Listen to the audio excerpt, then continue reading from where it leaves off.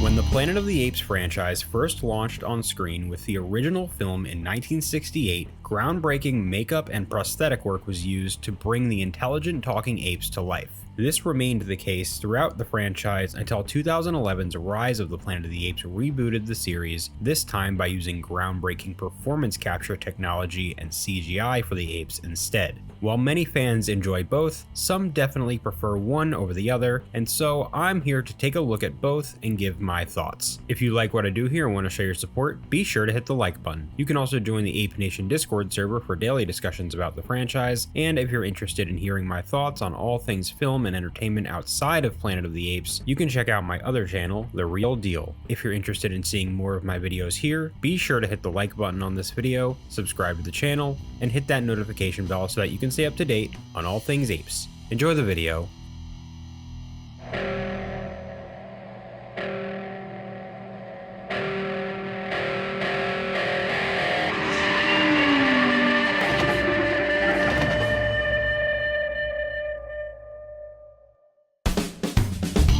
Everybody, and welcome to Ape Nation, your number one source for all things Planet of the Apes on YouTube. My name is Josh, and today I am looking at all of the different ways that the apes we know and love have been brought to life throughout the history of the Planet of the Apes franchise, breaking down the pros and cons of each before giving you my overall preference for what I think works best. From 1968 to 1974, practical prosthetic makeup effects were used to transform the actors into apes during the original run of Planet of the Apes movies, as well as the 1974 live-action TV series. The original film's makeup was spearheaded by Hollywood legend John Chambers, who revolutionized the industry with his work on the film. This approach was then taken once again in 2001 when Tim Burton attempted to reboot the franchise with his Planet of the Apes film, and another Hollywood makeup legend, Rick Baker, was brought in to bring the apes to life for a new generation, to which most would agree he excelled in doing, regardless of how the film itself was received. Then, a decade later, for the first time ever in franchise history, the practical approach of using prosthetic makeup was abandoned in favor of performance capture technology and CGI from Weta Effects, who have revolutionized the film industry in their own way through their groundbreaking work in creating some of the most iconic and beloved photoreal creatures and characters we see on screen.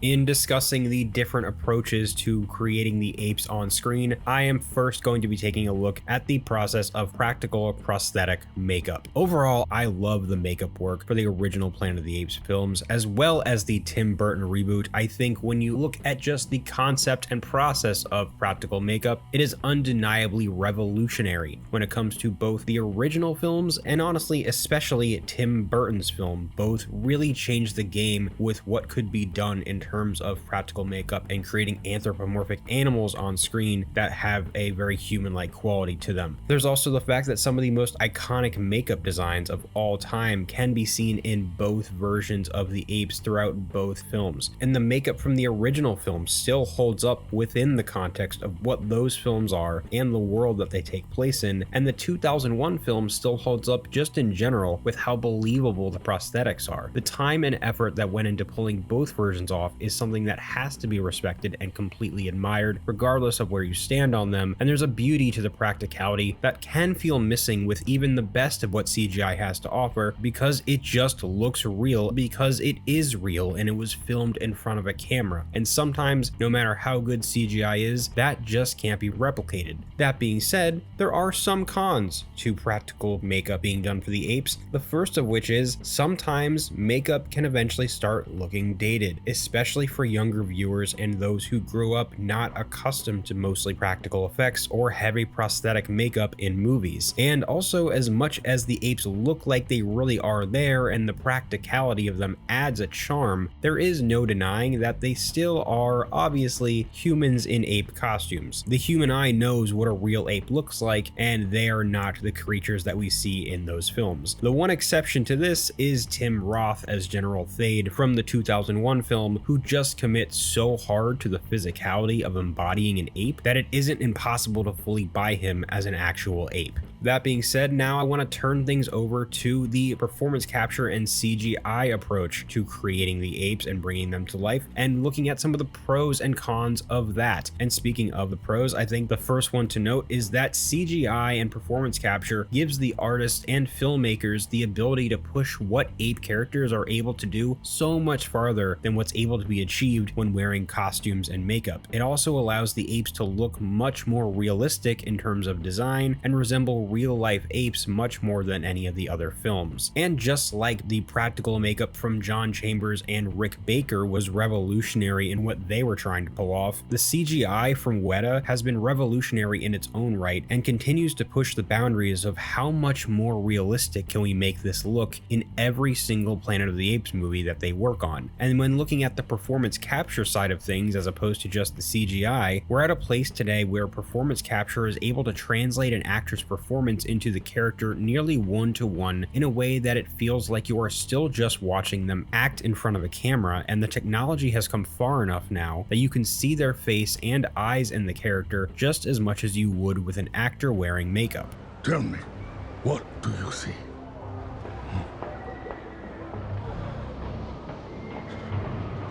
Stolen cleanse. It allows those actors who play apes to be even more physical with their movement and really go for it due to not being restrained by heavy costumes or appliances. But just like with practical makeup, CGI has its downsides as well, and one of the biggest ones is that CGI has to look 100% real, and you have to feel the actor through it and able to believe that the character you're watching is a real character. Otherwise, it just doesn't work, and getting it to look that real all the time can be really challenging for visual effects artists. And because CGI is constantly evolving, you often run the risk of something that's groundbreaking today looking a bit dated several years or a decade or two from now. For example, Rise of the Planet of the Apes does have some shots now that, while they looked great when it was released, look a bit cartoony and unreal by today's standards. There's also the fact that by not having any practical ape characters shot in camera at all, there is an element of humanity and weight that can sometimes feel missing, at least for some viewers. Now, before I talk about my personal preference, I wanted to come to the defense of both sides of the aisle. As a Planet of the Apes fan who's had this conversation with a lot of different people and seen it waged across online in different forms, I just wanted to throw my hat into the ring and give my defense against people that put down the CGI, as well as people that put down the older films and the makeup that was used in them. First, I will say that it is totally okay for younger generations and audiences to think that the CGI apes are better and prefer that approach to putting them on screen, the same way that I think it's just as valid for film purists and older fans who grew up with the original series to much prefer the makeup. Like I said, this is a conversation that I see quite often in this fan base, and the one thing I just really don't like about it is when I see anyone on one side put down the other in an attempt to praise either the CGI or the makeup. I understand that some fans just can't get into the older movies. They aren't for everybody and definitely don't appeal to as wide of an audience as the newer films do. But I think it's completely wrong of those people to just dismiss the work of both John Chambers and Rick Baker, both of whom did some of the most incredible work ever in their craft, as dated and campy. Even if it's not your thing, I think it's just as important to respect and appreciate the artists and their work that formed this franchise as it is to praise what you love about what the films are doing now. I also understand that to other fans, with the newer movies, whether you like them or not, you miss the apes being done with makeup and costumes, and maybe to you the CGI thing just isn't as cool, and that's totally okay too. What isn't okay is just dismissing all of the phenomenal, incredibly hard work that visual effects artists do to create the apes, as well as the talented actors who put in just as dedicated of a performance as any actor behind the mask. It's not as simple as just someone hitting a button and a bunch of digital apes start running around. There's a lot of real time and effort that goes into those films, and just like the artistry that went into the original films or the 2001 film, that deserves our respect as fans too. But as for which of the two approaches I personally prefer, I've gone back and forth on this, and I've thought about it a lot, and I think really there's only one true answer, at least for me personally, and honestly, it's a cop-out, but it's my answer, and the answer is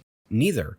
To be totally honest, I think that all 3 iterations of the franchise have used the best technology in creating the apes that works the best for their respective eras of films. When it comes to the original series, obviously there was no real other way that creating the apes could have been done in those films, and I couldn't see the 2001 film done any other way, and I love that it evolves what was able to be done in the original series. CGI wasn't there yet anyways, and Tim Burton's world 100% lends itself to practical effects over digital. And then when it comes to Rise and beyond, that first movie would not have worked without Andy Serkis and his mocap performance, and that modern version of the story could not have been pulled off without a realistic looking chimpanzee, which only CGI could have managed to achieve, and that follows throughout the trilogy and beyond. For me, overall, I just love and appreciate that we've gotten to essentially see the evolution of visual effects and bringing non-human characters to life on screen throughout the franchise's history, and it makes it one of the many unique things that I personally really love about it. There aren't many film franchises that can say they've changed the game with what's possible with visual effects 3 different times among 2 different industries of filmmaking, but Planet of the Apes can. And honestly, I think that's awesome. But I want to know what you guys think. Are you someone who prefers prosthetic makeup when it comes to the apes? Do you prefer performance capture and CGI? Or are you like me and you just appreciate both for what they are? I want to know all of your thoughts down in the comments below. Thank you so much for checking out today's video here on Ape Nation. If you liked this video, be sure to hit the like button, subscribe to the channel, and hit that notification bell so that you can stay up to date on all things apes.